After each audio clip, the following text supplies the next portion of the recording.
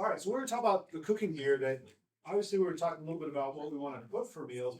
Now we gotta think about how are we gonna cook those meals? And it really depends on what kind of outing are you going? Are you going car camping where we can lug a lot of things and we don't have to carry them very far? Are we going backpacking or snow sledding or snowmobiling where we gotta kind of keep it light because wherever we're going, we're bringing it with us. So if we're thinking long-term or car camping, Coleman stoves are kind of the classic choice. Something similar to what you see on the screen here.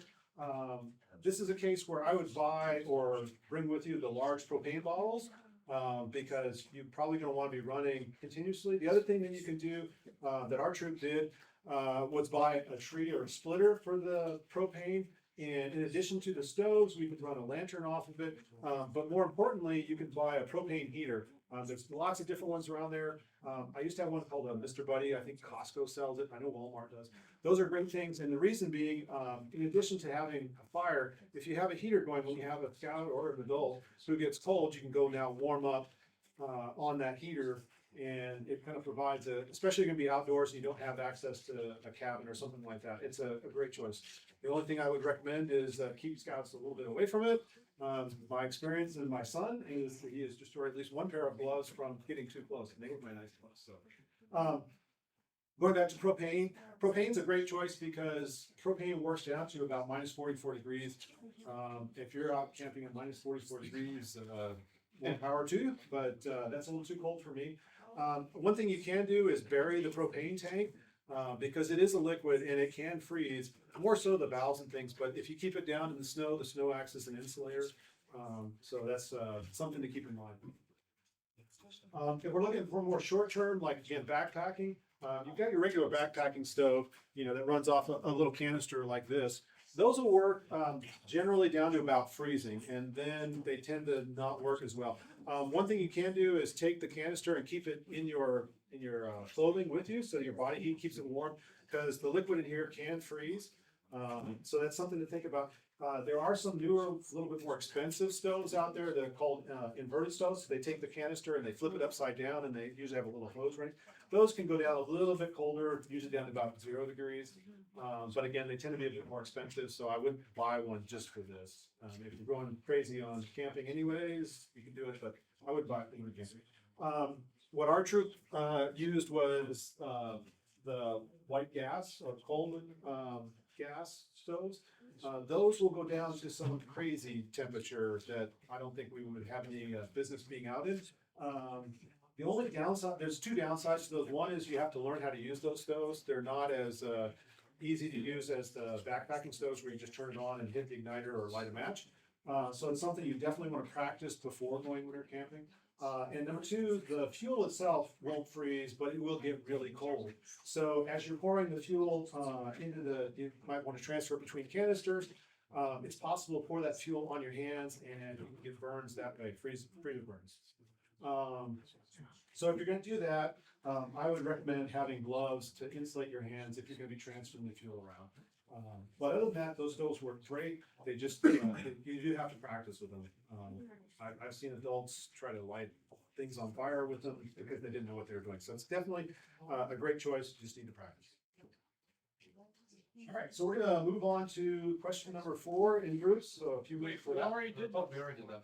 Question 5. Okay, so we're on question number 5. Apparently I can't count this. So.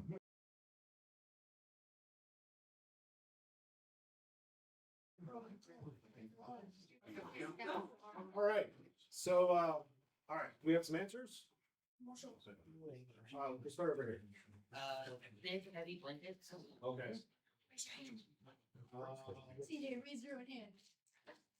In the back there. Wool blanket, platforms, down cabinets.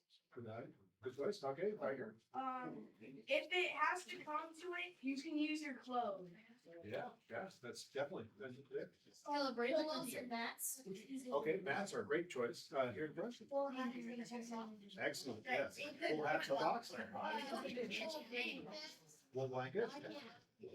Okay. It's just 2 more. Okay. Really thick clothing. Okay. All right. So let's that leads us into talking about sleeping bags. And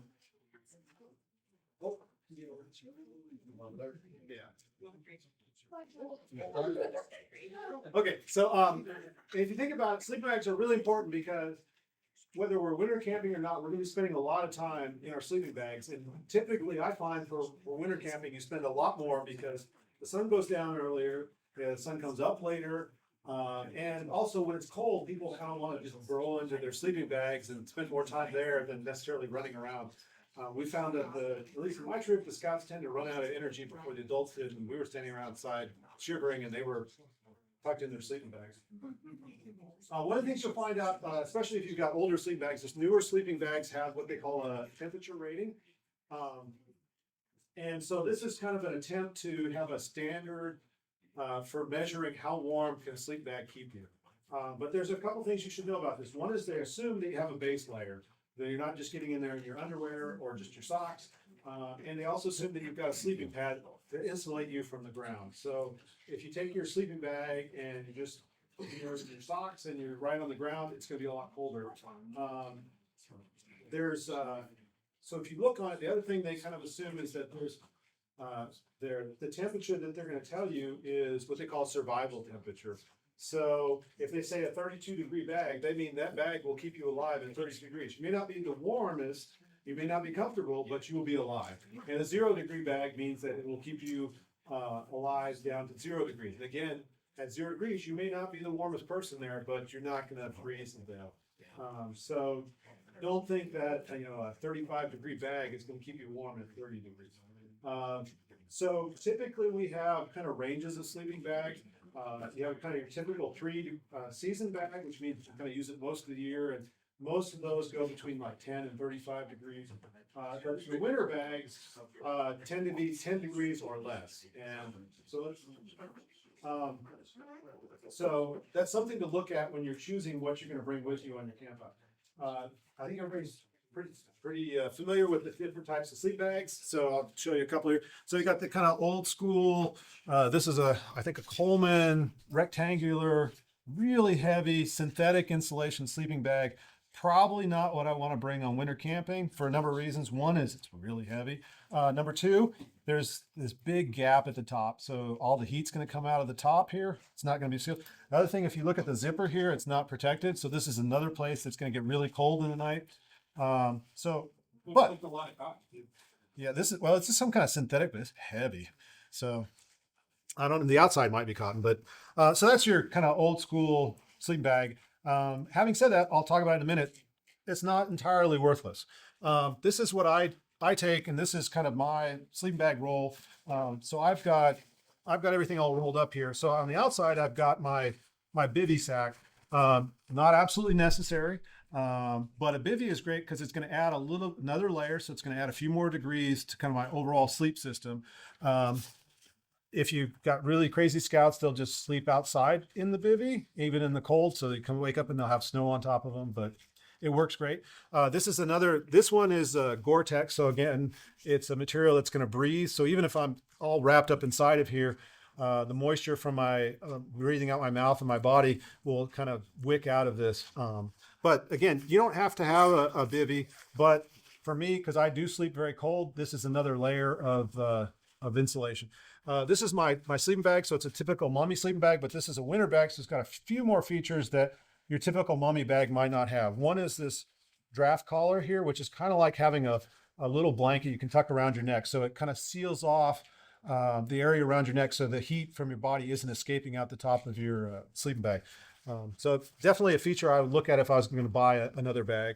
I can cinch up the mummy part here again, so I can just have just my face here. I don't want to keep my mouth down in the bag like this because all the moisture coming out of my mouth would now get into the bag and make my bag wet. So I still want to keep my mouth out. I'm not comfortable enough to do it, but if you want, you could just have just your face, this part of your face.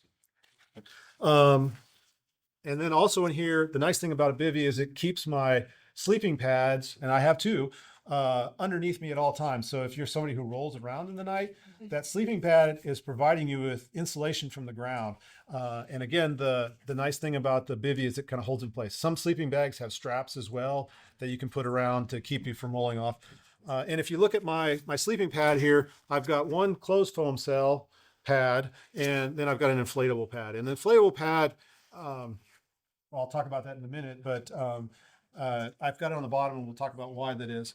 So that's kind of my sleep system, and I just tend to roll the whole thing up and unroll it and then roll it back up. It's a little bulkier than what I would take in the summertime because I'm trying to provide more layers. But again, for me, even going to summer camp, I'll take my winter bag because I get that cold. I'm sorry about that.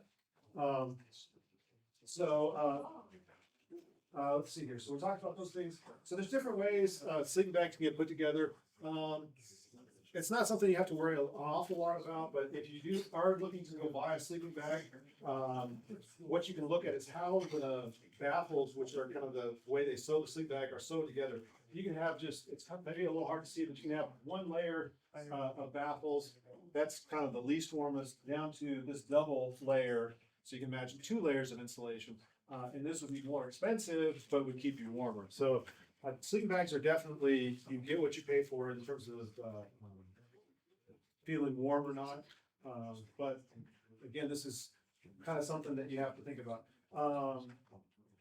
When we talk about insulation, we're kind of back to the same things that we've heard about before. We have the synthetic insulation. And again, the nice thing about synthetic is if you get it wet, it still retains some of the insulation properties. But I will say that if you get a sleep bag wet, it's going to be miserable no matter what.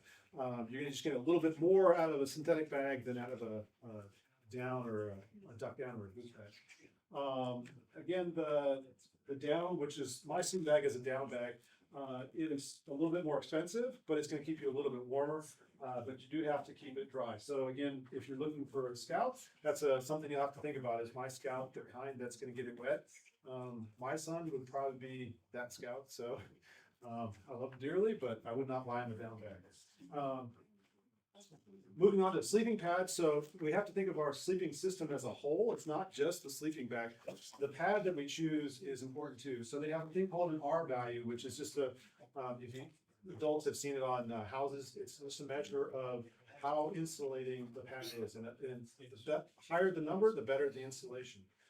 So closed cell foam, which is that blue pad that I've got there, those tend to be somewhere between 1 and 3.5. The inflatable mattresses actually can get pretty high as far as insulation.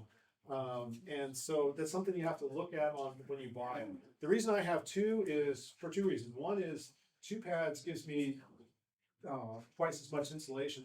But if my air mattress loses its air in the middle of the night, then I would lose all the insulation. So it kind of gives me a little bit of both of them.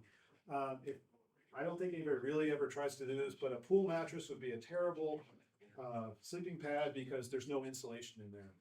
So the inflatable pads that are insulating actually have a layer of stuff inside that provides that insulation. So they are a little bit safer. So things to talk about for sleeping warmer, and this for me is something that's really important because, like I said, I've froze my toes off enough times that I put some work into it. So one thing you can do is a sleeping bag liner. I've got it over here. I didn't put it in there, but this is one that I've had for a long time. It's just like a mini sleeping bag, if you will. It's a thin material. It's a synthetic. It goes in the sleeping bag, and then you get inside this. There's a couple benefits to this. One is it gives you a little bit more insulation, so it's another layer. Another is when you're all dirty, this is what gets dirty. You take this out when you get home and wash this, and your sleeping bag stays clean. And again, as we talked about before, clean materials work better to keep you warm. So this is something I purchased a long time ago. I don't know how much they run. You can spend a lot of money on those if you want. So there are choices. You can make your own. So in the back there. Would like a sleeping mat be better than an air mattress, or would an air mattress be better? It depends on you have to look at whether have an R rating on them, which tells you how warm they keep you. So an air mattress that has an R rating of 5 is better than a sleeping pad like this blue one that might have an R rating of 2. So the higher the number, the better. So And some of the foam pads are ripples. So Yeah. They create a warmer layer in that. yeah. They're not all created equal. No, yeah. So again, it's something you have to do a little bit of reading or research on to figure out how warm it's going to keep you. Sometimes like on the pad, like how to really show the R values or how to You'd have to look it up. That's something I think that's become more popular in like the last 10 or 15 years. So older pads may not have that information. So the sleeping bag rating that they'll give you as far as the temperature and the R value on the sleeping pad, those are relatively new things in the kind of grand scheme of things, you know. So you might have to go online and look up the model and see if you can find it. Some things that are, I have some pads that are older that don't have that information because they just didn't do it at that time. So as far as a sleeping bag liner, it's something that could be a good project for a troop or a patrol. So I've got a couple examples here. These are actually prizes in the prize box. So this is $7 worth of material here. Very cheap. It's just a fleece. In this particular one, I just ran a stitch down one side and around the bottom, and you can see it's just open at the top, kind of like like a really cheap, thin sleeping bag. That's one way to do it if you've got access to a sewing machine. So I tried another one, then try to do it without sewing. This one here, same amount of fabric, but I just put cuts in the side and then tied it off.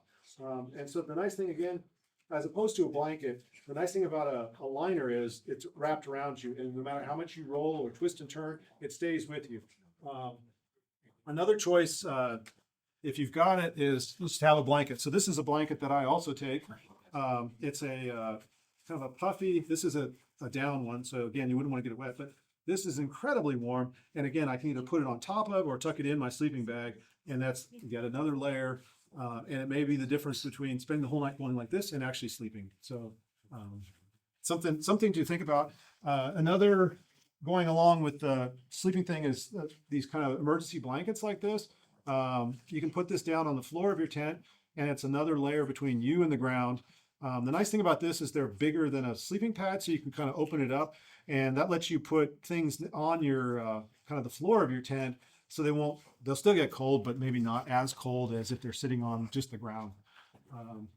Those are fairly cheap. They're mostly intended as kind of an emergency blanket. So again, as a double purpose thing, you have that, you could actually wrap it around somebody if they were really cold or if you were protecting yourself from the wind. So again, oh, sorry. Those emergency blankets also work well for a convection heater. You can set it up Yeah. at an angle and have a fire Yeah, and you can kind of reflect off it. Yeah. reflect off. Yeah. It works very well. Yeah. Yeah, these are really not that expensive. They're fairly light, and for me, it's a winter camping must bring for me. Going back to these, another thing you can do is if you do have a sleeping bag like this old school one, you can take and stuff this sleeping bag inside the old one, and now I've got 2 layers of sleeping bags. So if you've got a scout or an adult who doesn't have the warmest sleeping bag, but you've got some older sleeping bags or others, you can nest sleeping bags inside each other and create something that's a lot warmer than the one bag by itself. And I've got a picture later on of a scout who did that. We had a scout show up with a bag that was pretty sketchy for what we were doing, and we happened to have an extra one like that, and we just put it in there, and he was fine. And it also could be a way of saving money because, again, depending on who you are and how you sleep, buying an extra special winter camping bag might not be the best choice money-wise. If you're like me, it's my year-round bag because I sleep on it. So another thing we could do is a hot water bottle, which I have somewhere here. I think everybody knows what a hot water bottle looks like. So you can just buy these actually pretty cheap. And again, if you've got that hot water going in your camp, right before you get to bed, put some hot water in here. This will keep you warm through the night. At least I think it does. I've brought this several times. I haven't used this for a while, but when I first got it, my son was 9 or 10 or something, and he was shivering, so he got to use it. He said it kept him warm. That's an option. Those space blankets, that kind of emergency blankets, those are another great choice because they're really small, and you can kind of wrap them around you. And again, nothing says you only have to have one sleeping pad. You can stack sleeping pads on top of each other, which is kind of what I do. As a little tip on that, I find that we found just kind of through experience that putting the closed foam on top of the air mattress worked better than the other way around. I don't have any reason, but that was kind of our experience. I think maybe, even though these are insulated, I think maybe the exposure to the air transfers a little bit of heat out, but that might keep it a little warmer. And just pine mats work better than the air mattresses because the And you're putting warm breath into the air mattress, and when it gets cold, it just shrinks down. Yeah, that's another good point, yeah. The other thing about air mattress, again, is if it loses air in the middle of the night, you're kind of out of luck, unless you can blow it up again. But if it has a leak or something like that, whereas the closed cell foam, those are almost indestructible. You know, like those one things that serve the bed, but they raise you up? Like a cot type thing? Yeah. Yeah. With those. Well, I'd say cots are kind of a double-edged sword. I've got a picture later on, you'll see, of, outdoor camping here where, Brian, the other guy I was with, slept on a cot. What he said, it was cold because the air can now come up underneath you, and that makes, it was kind of windy that time. So he said he was pretty cold because the wind blew underneath and that kind of kept him cold, so. I feel like you could use a cot under the same principles that you can use a hammock with an underquilt. Yeah, if you had the insulation there, I don't think he did. I think he just put a mat down and a sleeping pad mat down and then slept on top of that. But he said he was really cold. So take it for what it's worth. I've never tried that myself, but so his choice was to say not recommended. So, one other thing I'll talk about is where did I put it here? So these closed foam cell foam pads. Another thing you can do is take them and cut them up into small sections like this. We call them sit-upons. These are a great thing to have to bring as a troop because you're going to be outside and instead of sitting on the ground, you put this down. This will insulate you from the ground. So you've got this. Another choice would be something like, well, I think somebody won it as a prize. I don't know where he did. Yeah, you can buy smaller ones fairly cheap that fold up.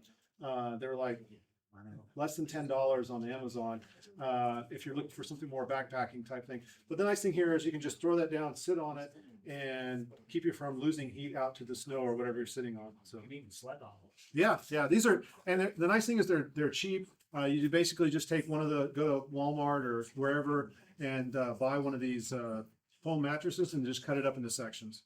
It's a great, easy thing for a troop to put together and bring. All right. Sorry. All right, so one of the things Bill talked about is that you'll have to do for Klondike Derby is building a fire on the snow. Does anybody think about why that might be a problem?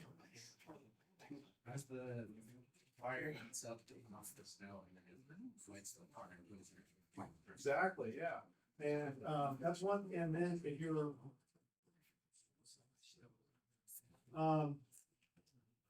yeah, so you kind of end up with the fire melting the snow and your fire's gonna get wet. Another thing is if you've got a good enough fire, the fire will actually just keep going down in the snow. In some places, especially like at Annie's Prairie, which is where Klondike Derby is held, the snow can actually be that high, and if you keep it going long enough, it's going to just keep going.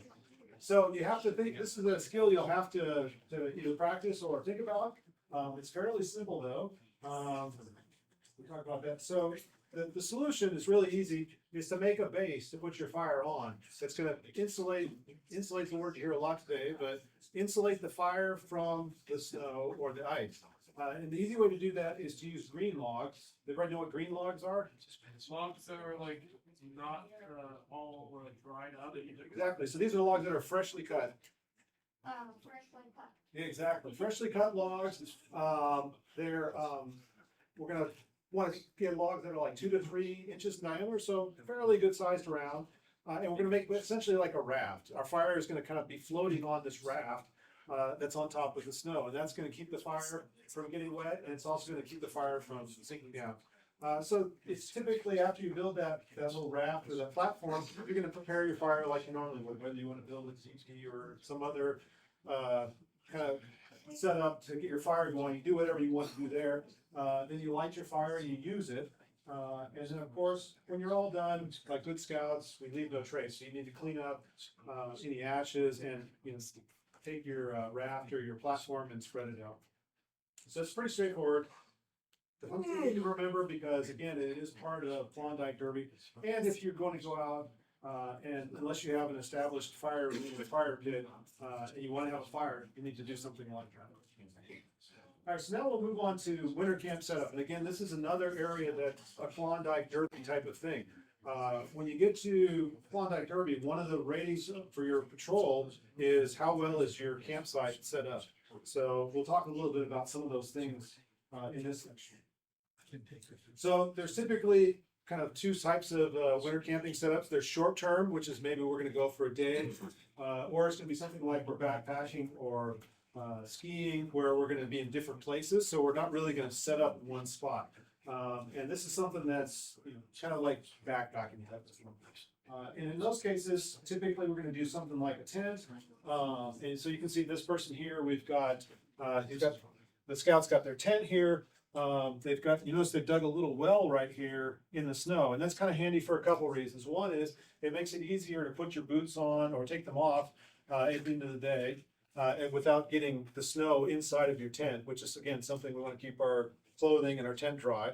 And in this particular case, they've got their little cooking stove on a platform. And again, a stove is also something that you're gonna want to insulate from the ground, so they can sit there and they can cook right outside their tent and kind of have a little bit of protection from the wind. So this is kind of your typical short-term quickie. Water in that pit?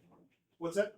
No, I think that's just supposed to be kind of filled. This is actually open like a pit. I'm not sure why it's colored that way. I didn't make this one. Is the cold It's probably older than a lot of people in the room. the cold air go down? No, cold air. And that's another thing, good point, thank you, is the cold air will go down in there. So again, it kind of keeps your tent a little bit warmer.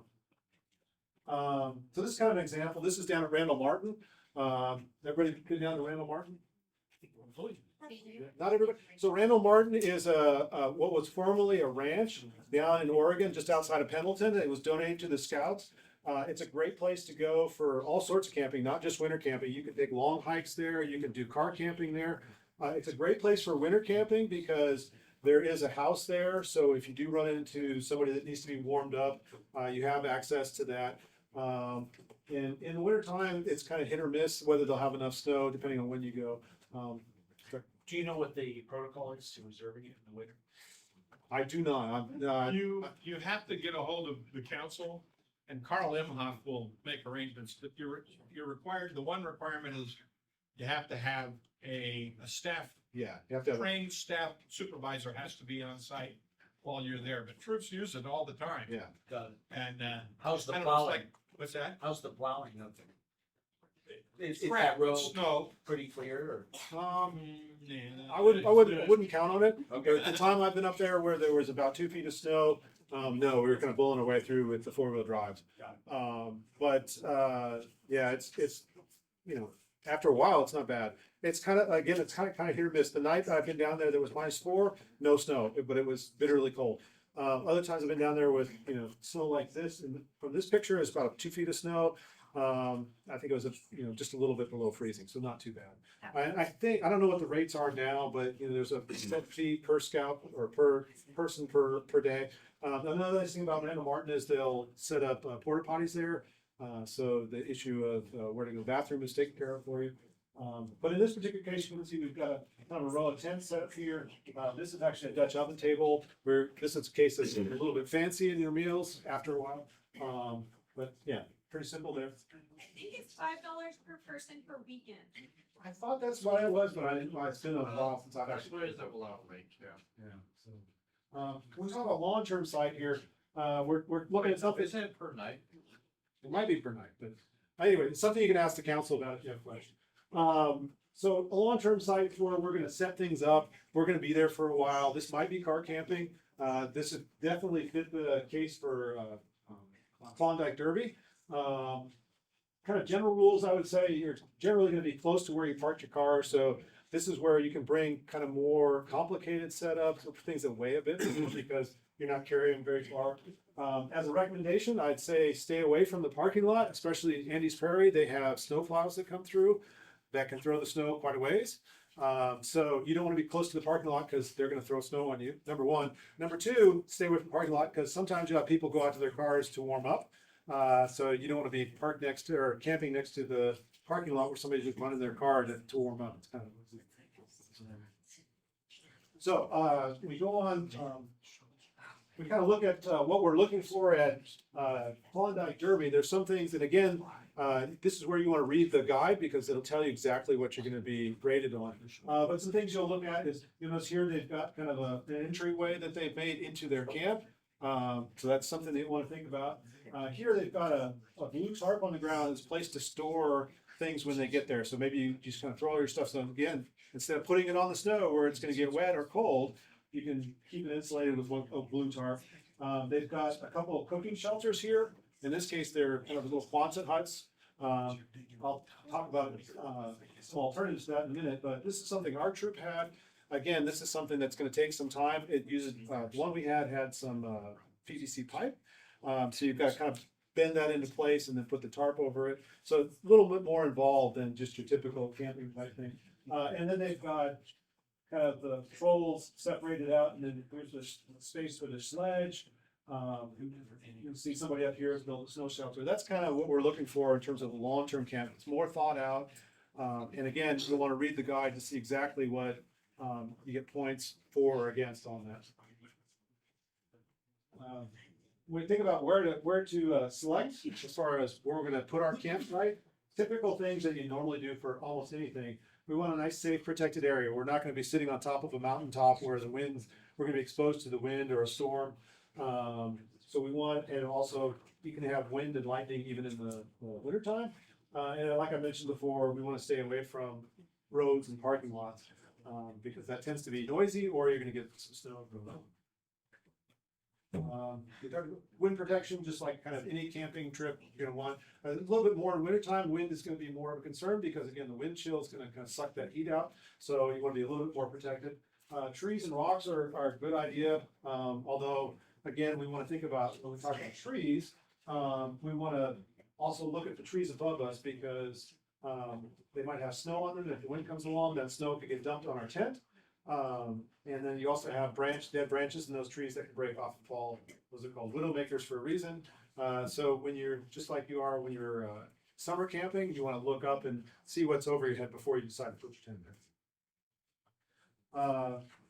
Talked about before a little bit, we want to be next to a source of water or we want to bring the water in if we can.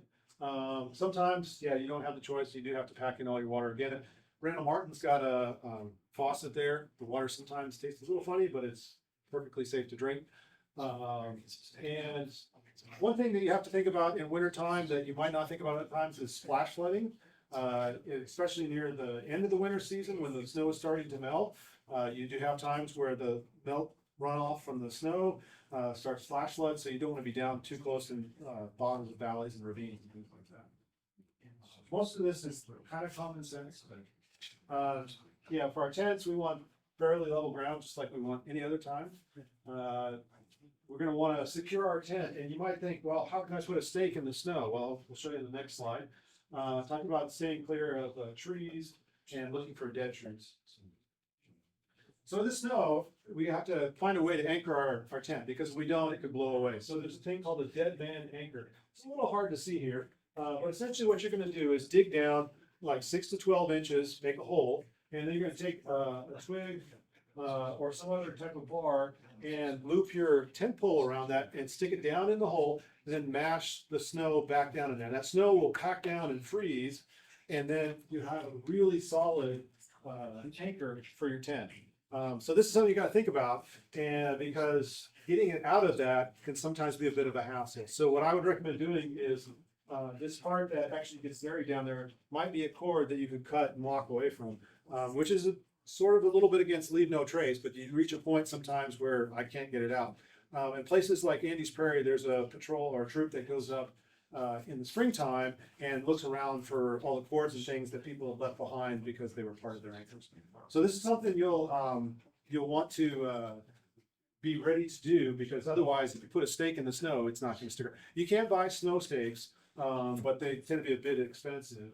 I found that you can make a slip knot, and Oh. then you can just pop that knot, and you can pull the cord out way easier than whatever you buried down there. Yeah. So yeah, that's another choice. You can do that.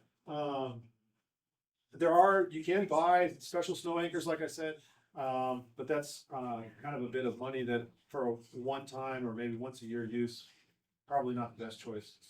What you can do though, in addition to this, you could make, I've seen, or I have some and I forgot to bring, that have worked fairly well is, anchors that are basically look like, kind of like about the size of a little bigger than a mast, kind of like a mast with string coming off it. You bury that, and then it has, lines coming off that you tie to your tent. The nice thing about that is when you're done, it will slide out from under that kind of ball of ice. That works fairly well, but again, it's something that could be sewn pretty easily. Fortunately, I didn't bring an example.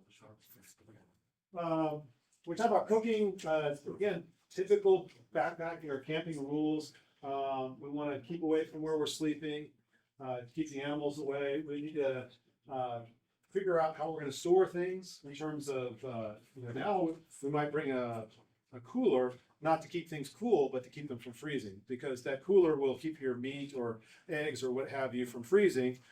So that's something you might have to bring. The other thing we want to bring food storage is there are animals out in the wintertime and they're probably more hungry. So they tend to be a bit more aggressive if you leave food out, especially things like deer and squirrels and whatnot. They'll come right in and try to break into your stuff. I haven't done winter camping, so I kind of feel like this is a stupid question, but it's not a stupid question. So if I take a cooler, do I put ice in there? Depends on what you're doing. You For can. eggs, milk, Generally, yeah, I think I would put ice in there because it will, you'll have time when it's in the car and other places, yeah. I wouldn't go crazy on the ice. I wouldn't, like in the summertime, you pack it full of ice because you got things down in it and the ice is gonna melt. In the wintertime, you don't really need that much because it's not gonna melt. The big thing for the, cooler, and especially after a little while, you're gonna be opening the cooler up and the cold air is gonna go in anyways. So it's not as big a concern. Will the cooler keep it cold enough, but not freeze to for the point that it freezes? That's what that's been my experience. I mean, after a while, the cooler, yeah, there's a limit to insulation. And after a while, if you're out there for 3 or 4 days, the cooler, it's done and it's gonna be as cold as as everything else. But yeah, cooler is a great choice to keep it from freezing if you have something. But then the other thing too would be to kind of plan your meals out. So if I have something like steak that's gonna freeze, I'm gonna eat that my first day, and maybe I'm eating something clean like powdered soup or something on the last day. I don't have to worry about it. So I talked earlier about having boiling water going all the time. I think that's a great thing, especially for warming up scouts. It's just, and you can just, make it self-serve and have some drinks to mix in, or just even plain water for those who like it. As usual, we want to use a biodegradable detergent because we're scouts and we don't want to leave a trace. And you might think, oh, it's winter time, I don't have to clean everything right away. Again, I'll say, not only do you have to worry about critters, but the food you left on your plate is going to freeze. And we've had some scouts learn the hard way that when they wake up in the morning, now they've got last night's dinner frozen to their plate, so they have to deal with that. So there's a good reason for keeping your stuff. A long-term camp, I think you really want to think about having a cooking area, and this is something that you would set up. In this particular case, got a couple examples here. So this is that kind of side view of the Quonset hut. You can see they've got a big propane canister here and a stove. This is your patrol box. Anybody use patrol boxes anymore? Oh, wow, all right. Set up here for cooking. They've got this teed off, so they have a lantern there, and they've got kind of a line to dry things if need be. This is kind of the same idea here, except they built it out of snow blocks. They built a wall to keep them in out, and then they've got a tarp strung between 2 poles to do the same thing. And they've dug down into the ground because now you're kind of digging down to get out of the wind. Either one works. This is, again, something that you want to think about for planning ahead of time because this is a bit more involved. You'll also notice here that they buried the water jugs in the snow. Anybody know why you might do that? Exactly. Snow is a great insulator. That will work for a couple of days. Eventually, the temperature will catch up and it will freeze. But you can get a couple of days out of a fairly good sized container in the ground without having it freeze. So something to think about there. You also notice, just as the last bit on burying the ground, they've got a sign here, because once you bury it in the snow, you want to be able to find it again. Otherwise, you're running around digging holes. This is kind of a quick shot of what the Quonset hut that we had. Again, this is something you have to make ahead of time. They've got some long poles here and the pole, or boards, and the boards have holes in them. And then we've got PVC pipes bent across, between the boards, and the boards are tied together. It's a bit of work to set something like this up, but it makes a nice kind of shelter when you're done. That's kind of the old school way of doing things. What we've done shifted to is the easy up. So hopefully everybody can see this. This is kind of that quick pop-up thing where you can, and in this case, we put up 2 of the walls to provide a windbreak. This I think works better than a fancy Quonset hut or something built, because it goes up in 5 or 10 minutes and takes down in 5 or 10 minutes. Any question back? That's what we do. Yeah. You could actually put up all 4 walls if you wanted to. In this case, the wind was coming from one direction, so it's a little hard to see here, but there's cooking stove here. There's another cooking stove over here. There's a lantern. And the scouts this is where the little heater is, and the scouts are standing around the heater trying to keep their hands warm. So again, this is down at, I think that's Randall Martin, but I'm not sure. You'll need someplace to wash up. So again, this is another reason to have that hot water going all the time, so that when you go to clean up, you've got hot water on hand. And just like anywhere else, you need to get rid of your gray water where it's appropriate. Just because it's wintertime doesn't mean we just toss it out in the snow. It's leave no trace. If we're gonna look at things like toilets, hopefully you're someplace that has it. Otherwise, we're gonna wanna do, what we would do for a normal camp out. The only difference is we're doing it in the snow. So for scouts, we leave no trace. The rules are the same. Other things you might think about for, when we talk about cooking and things, would be, again, this is just a small board here, a stove on top of it, because just like the fire we talked about, the stove generates heat and it will sink down into the stove. If you're really fancy, you could build something like a tripod and actually have a fire barrel system. Again, that's going a little bit more than most people, but that's an option if you want to have a fire and keep it off in the snow. So now we'll move on to talking about tents, which is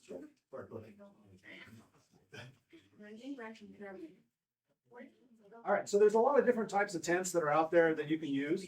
Not all tents work well for winter camping tents, and there's other options you have besides tents. You don't have to have a tent, and as kind of a general rule, again, brush off any snow before you go in your tent. Because if you get your tent wet, and your sleeping bag's gonna get wet, and then you're gonna be miserable. So, the first kind of tent we have is a partial rain fly tent, and so this is kind of like typically your cheaper tent that you might find at like Walmart. You'll notice that the rain fly on this doesn't go all the way down to the ground. So that's kind of what I call a partial rain fly tent. My son, or in fact, we still have this tent. It's been bulletproof. We lasted his whole scouting career. The problem with these is that since the rain fly doesn't come all the way down to the ground, that means any wind just blows right through the tent. It makes it really chilly. So really not recommended for winter camping. So, and which leads us to something we call a 3-season tent. And if you haven't figured it out, it's 3 seasons because you can use it in summer, spring, and fall, but not winter. So that would be something kind of like this tent here, this is just a 1-person 3-season tent here. I think everybody's seen this. It's pretty typical, what we'd use backpacking or any other time of the year. You can use this for winter camping. Is there a question? Okay. You can use this for winter camping, but the big thing on that is the rain fly should come all the way down to the ground, because again, we don't want to let the wind blow up and through the tent. You'll notice that a 3-season tent like this has a lot of mesh like this. And so when the wind blows, if it can get under the rain fly, it's going to go right through the tent, which again is going to make you cold, which is something we want to avoid. You typically get a little more condensation with one of these.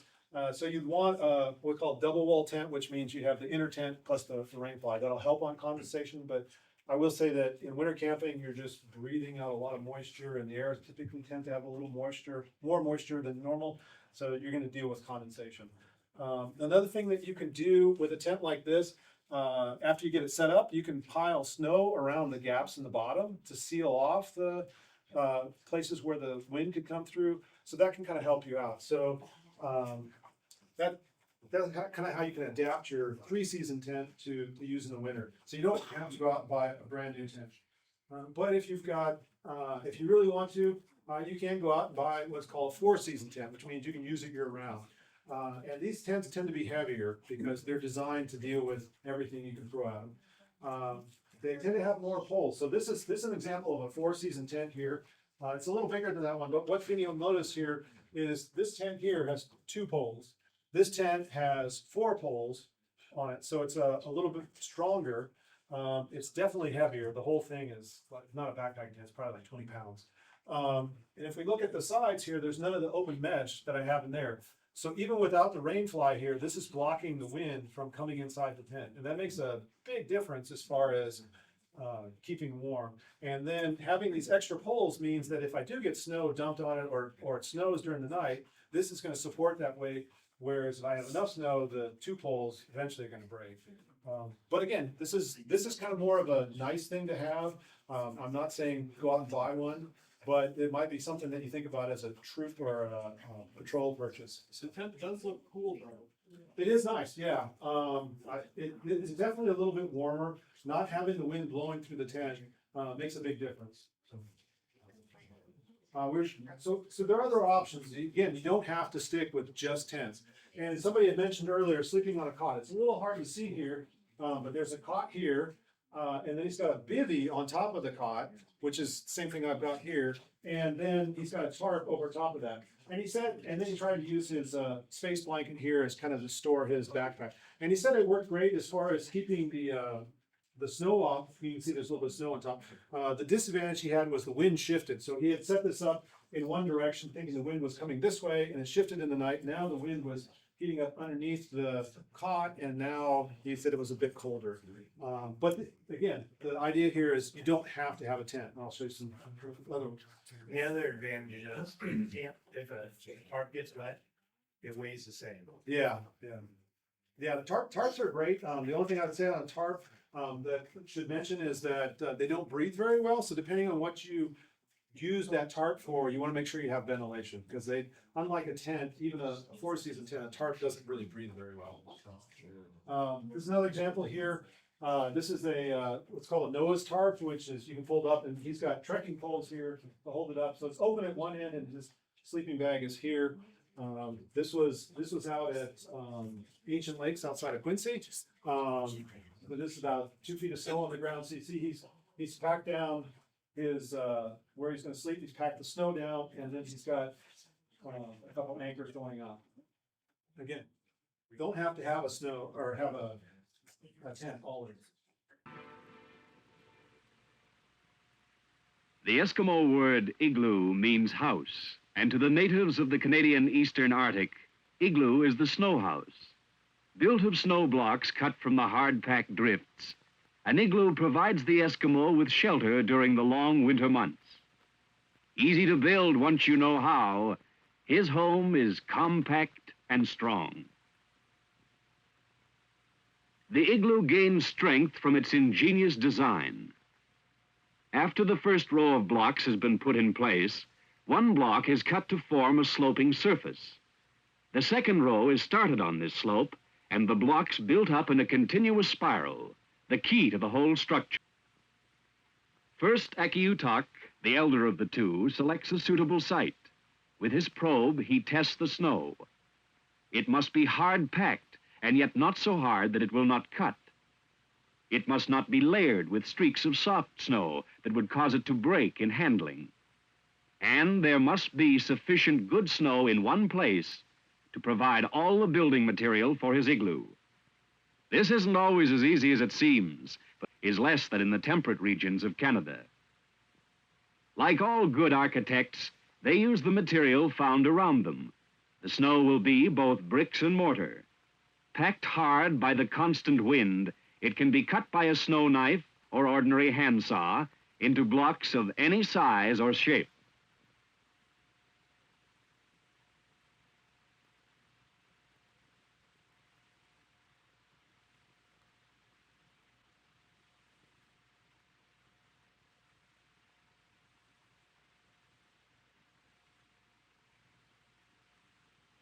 After the first row has been erected, the cut to form the sloping surface is made.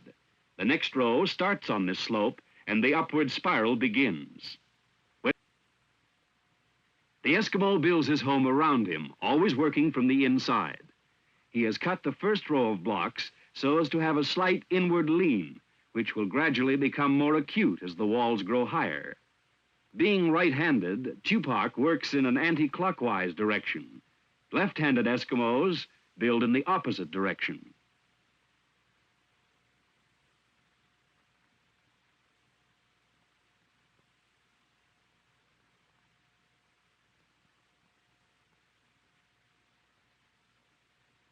As the inward lean becomes more acute, greater care must be taken in fitting the blocks together. The edges of each block are beveled so that it gains support from the previous one and from the one below. Blocks will vary in size, but are usually about 3 feet by 2 feet by 4 inches thick.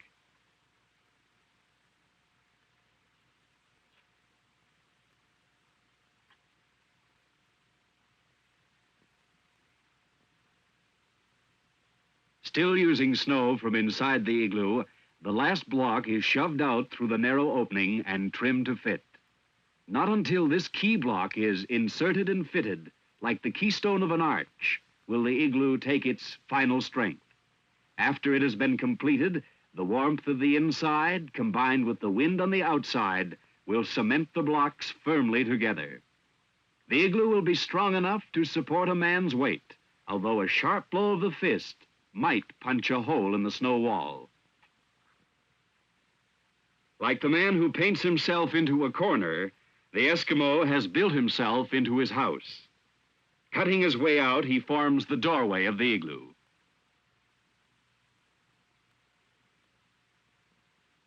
The last construction job is chinking.